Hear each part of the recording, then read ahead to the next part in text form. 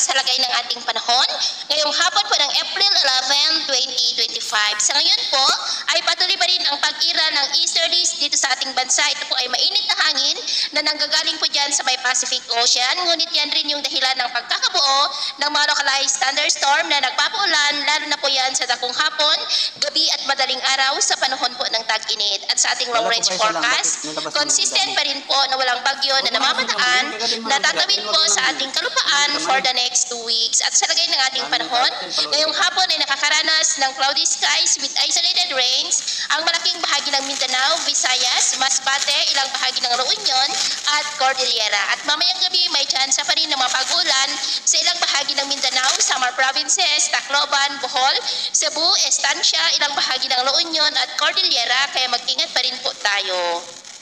At sa atin naman pong mga baybayin, wala naman po tayong nakataas na namang gale warning signals, pero iba yung pag-ingat lamang po kung papalaot tayo para po mas makaiwas sa mga sakunang